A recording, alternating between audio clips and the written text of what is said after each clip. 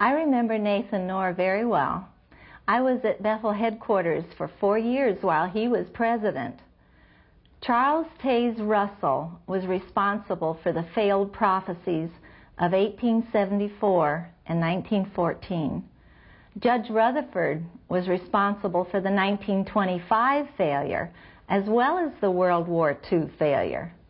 Nathan Knorr, under the influence of Vice President Ray Franz, was responsible for the 1975 false prophecy. I remember how excited we all were as we studied this book, Life Everlasting in the Freedom of the Sons of God, and learned that 1975 would mark the end of the 6,000 years of man's history from the date of Adam's creation. That meant that Armageddon would come in 1975, and then the final 1,000 years of Christ's millennial reign would start. We all stepped up our field service time. Don Nelson was a Gilead graduate in 1956. He was trained for world missionary service. He is pictured in the Proclaimer's book on page 525. I remember with some nostalgia the happy days in the Kingdom Hall locally where my wife and I attended.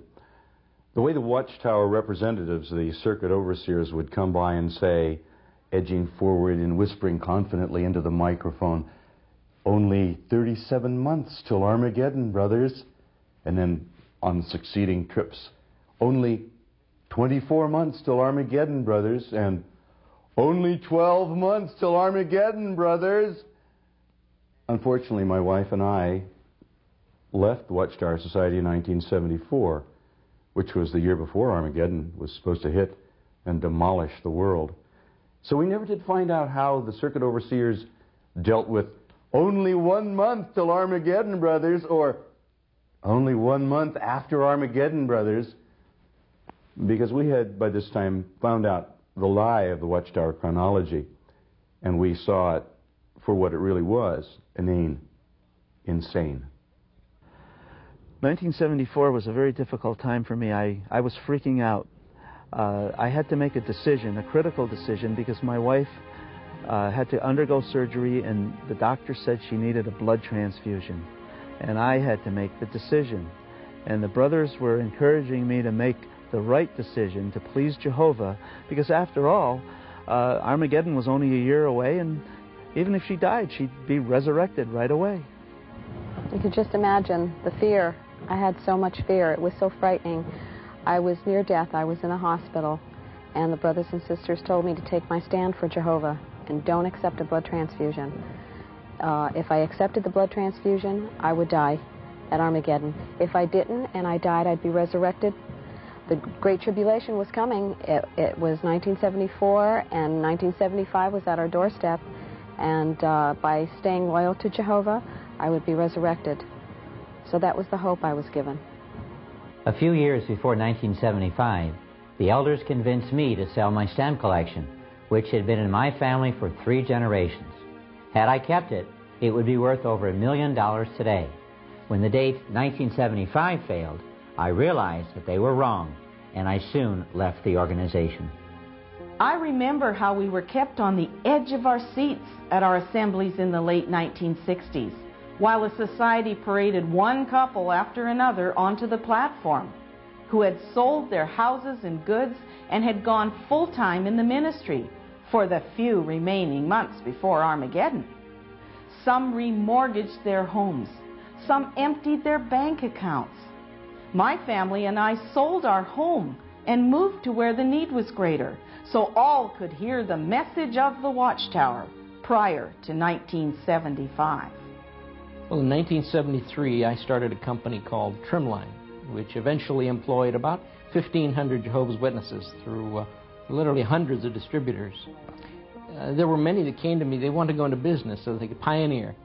After all, 1975 was approaching. And then as 75 got closer, though some criticized me, even calling me the ridiculer of 2 Peter. And I just told them, well, when the WatchTower stops growing, I'll stop growing. And of course, here we are today, many years later. I remember the hush that fell over us Jehovah's Witnesses at the assembly when the announcement was made to hold Bible studies no longer than 6 months.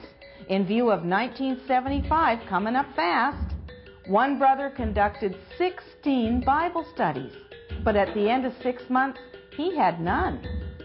The circuit overseer told us not to be upset when our Bible studies fizzled out.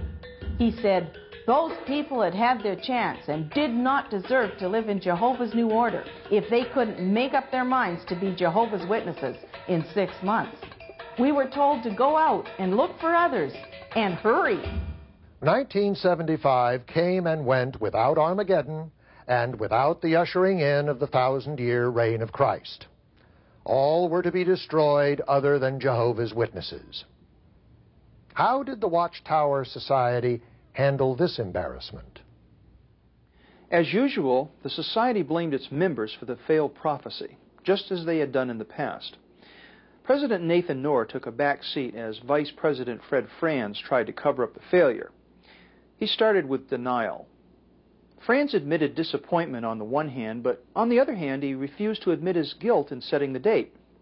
He said he hadn't been specific, but he had. He said he didn't definitely say Armageddon would come by 1975. He only said it might. But anyone attending the assemblies knew otherwise. Much more was said than was printed. So you see, 1975 was a major disappointment to all. When Nathan Knorr died in 1977, Fred Franz went on to become president of the Society. Did he continue to deny responsibility for the 1975 failure?